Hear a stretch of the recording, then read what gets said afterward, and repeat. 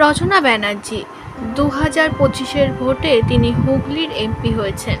তবে বিজেপি জেতার পরে যেন পুরোপুরি পাল্টিবাজ সাংসদ রচনা ব্যানার্জি।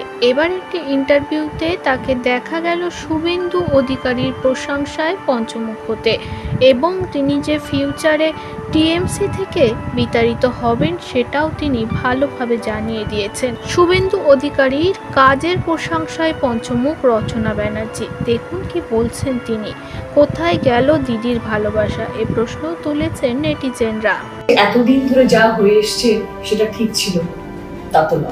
ভারতীয় জনতা পার্টি আসার পরে যা যা আমরা দেখছি, ওনাদের লিস্ট অফ ওয়ার্ক, ওনারা যেভাবে নিজেদের কাজ সাজিয়েছেন, যেভাবে ওনারা কাজ করতে যাচ্ছেন আগামী দিনে, যা যা ওনাদের পরিকল্পনা, প্রতিটি বাহবা দেওয়ার মতন কাজ করছেন ওনারা।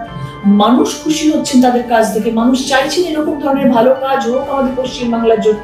তো তারা যদি ভালো কাজ করেন আর আমি সাংসদ হয়ে যদি আমার 7টি বিধানসভার মধ্যে ভালো কাজ করতে চাই, আশা করি আমি তাদের তরফ থেকে সাপোর্ট দিন। যে এতদিন ধরে যা হয়ে এসছে সেটা ঠিক ছিল তা তো না। বিরোধী দল, শাসক দল সবাই মিলে মিশে, বিরোধী দল তো থাকবেই, রাজনীতিতে একজন আসবে একজন যাবে। কি হয়েছে দলের অভ্যন্তরীণে, কি ঘটনা ঘটেছে সেটা নিয়ে আমি কথা বলতে চাই। হয়তো অনেক লুপহোলস ছিল, অনেক কিছু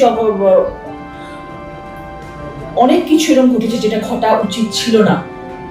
জানি না দিদির কান অব্দি সেগুলো পৌঁছেছিল কিনা। আজকে হয়তো অনেক বেশি খোলাসা হয়ে আসছে সামনে, বিকজ অফ সোশ্যাল মিডিয়া। সবাই সামনে নিয়ে আসছেন সবকিছু।